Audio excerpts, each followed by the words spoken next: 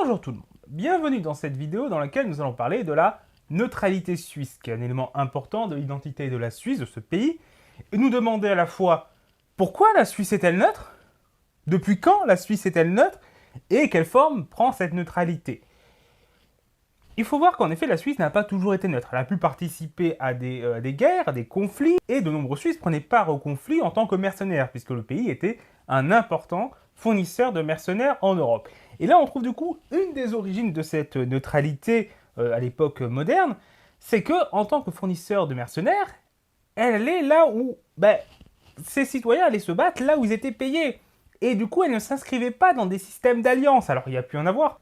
Par exemple, avec la paix de Fribourg de 1516, lors de laquelle la Suisse a pu être alliée avec la France.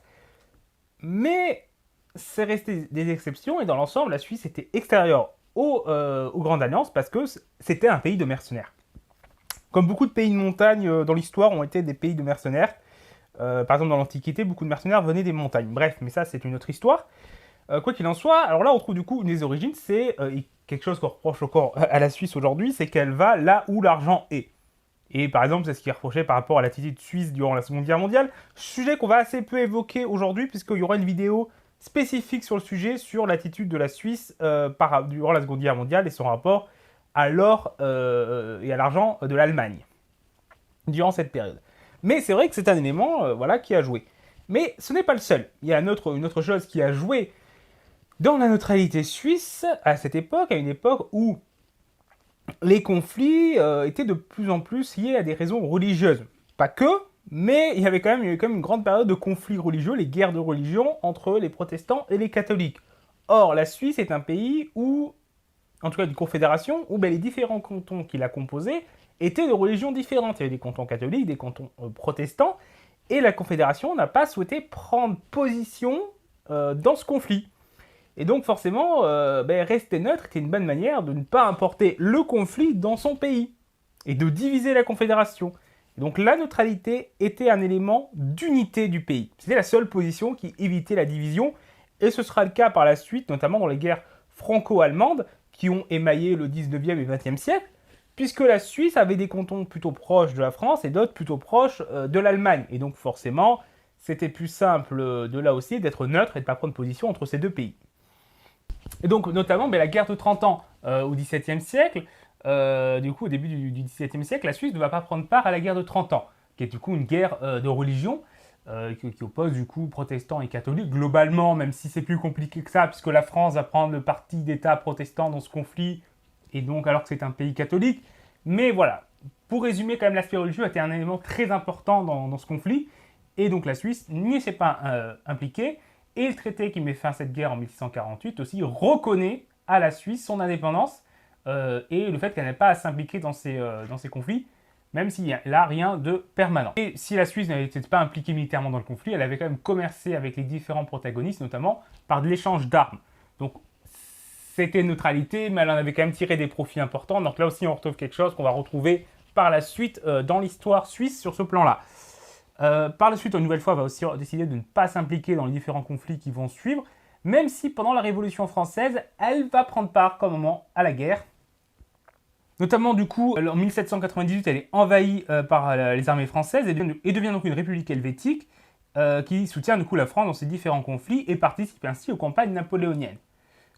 Et par la suite, du coup, lors de la campagne de Franche-Comté de juillet-août 1815, lors de la campagne du coup de France où l'Empire français est vaincu, la Suisse y participe et envahit une partie du coup de la Franche-Comté. Il s'agit là de la dernière action militaire de la Suisse en dehors de ses frontières.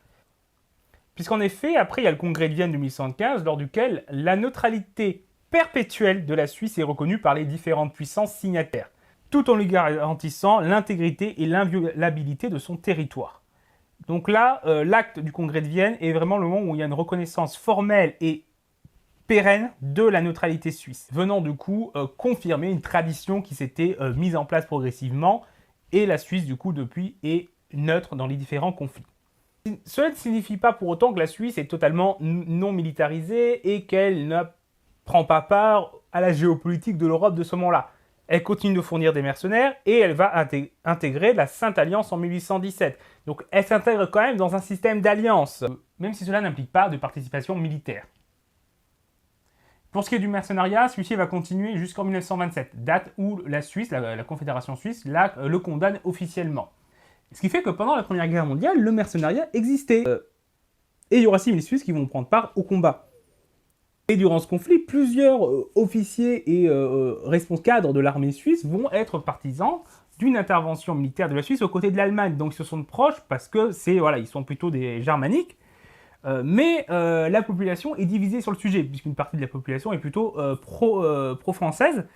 Et la neutralité, une nouvelle fois, est la seule solution qui préserve l'unité de la Confédération.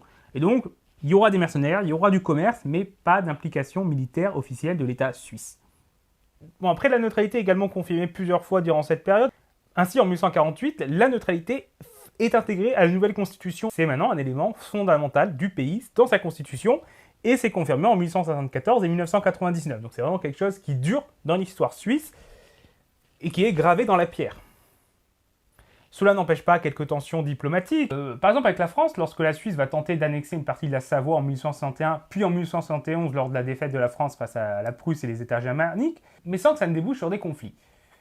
La Suisse va également être un hôte pour de nombreuses organisations internationales, la Croix-Rouge en 1859, en 1868 il y a le Bureau de l'Union télégraphique internationale, en 1874 le Bureau de l'Union postale universelle, et il y aura également, du coup, pendant la Première Guerre mondiale, du fait de sa neutralité, plusieurs conférences pacifistes qui vont s'y dérouler. Par exemple, une conférence socialiste en septembre 1915. Et par la suite, après la guerre, Genève deviendra le siège de la SDN.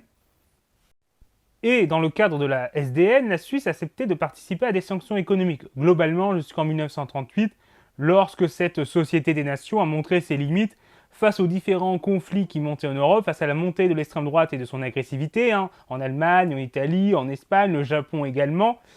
Devant donc l'inefficacité de cette structure, la Suisse va renoncer à pratiquer ces sanctions économiques, même si depuis, plus du coup dans le cadre de la SDN, mais dans le cadre de l'ONU, la Suisse prend part à nouveau à des sanctions économiques. La Suisse va également développer une tradition d'accueil de réfugiés politiques venant de toute l'Europe, et elle va signer la Convention de la Haye concernant les droits et les devoirs des neutres en 1907, et notamment dans ces devoirs, l'un des plus importants est de ne pas participer à la guerre, assurer néanmoins sa propre défense, garantir l'égalité de traitement des belligérants, notamment en ce qui concerne l'exportation de matériel de guerre, ne pas fournir de mercenaires aux belligérants, même si du coup il va falloir attendre 22 ans après cette signature pour que ça soit appliqué, ce point-là, ne pas mettre son territoire à disposition des partis en guerre. Et dans le même temps, en plus de ces devoirs, le droit des neutres et l'inviolabilité de son territoire. Donc là, on retrouve ce qui avait été déclaré au Congrès de Vienne. Ensuite, on arrive à la Seconde Guerre mondiale. Comme je vous l'ai dit, on va assez peu développer la question. Et globalement, la Suisse va être un lieu de transactions financières pour les deux camps. Aussi bien, du coup, les forces de l'Axe, mais également les alliés. Et elle va introduire des relations diplomatiques et commerciales avec les deux côtés. Mais du coup, nous développerons ce point-là dans la vidéo spécifique qui arrivera dans les prochaines semaines. On arrive ensuite à la guerre froide, et si idéologiquement la Suisse s'inscrivait clairement dans le bloc de l'Ouest, elle n'était pas du tout dans le bloc soviétique, mais elle ne va officiellement pas prendre position dans la guerre froide, et elle va refuser d'intégrer l'OTAN par exemple, et va essayer de servir de lieu de rencontre diplomatique entre les deux pays. Des observateurs suisses seront envoyés dans le cadre de plusieurs conflits de la guerre froide, donc là aussi elle essaie de se maintenir dans cette position de neutralité. Et cette neutralité suisse, du coup, encore aujourd'hui, est reconnue, même si elle peut parfois encore être critiquée, remise en question. Et notamment sur les critiques qu'il y a, il y a à la fois le fait qu'en interne, on critique le fait que imposer cette neutralité limite le champ d'action de la Suisse et du coup ne lui permet pas d'intervenir militairement si elle en a le besoin. Donc il y a cette critique-là. Ensuite, il y a globalement toute son attitude durant la Seconde Guerre mondiale qui est critiquée. Mais là, pareil, on reviendra sur ces critiques dans la vidéo concernée. Ensuite, il faut voir que la neutralité suisse ne signifie pas pacifisme. Le pays dispose ainsi d'une armée et d'importantes fortifications. Et cette armée a été mobilisée lors de plusieurs conflits afin d'assurer qu'aucun pays ne tente de violer les frontières suisses. Ainsi, en 1939, l'armée suisse va être largement mobilisée, les fortifications bien défendues, afin d'éviter une invasion des forces de l'Axe. Mais voilà, pareil, on en reparlera plus tard.